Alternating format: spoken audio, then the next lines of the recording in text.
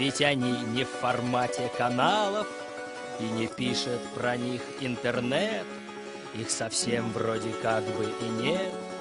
Они молоды, но не студенты, ни окея не знают, ни ленты.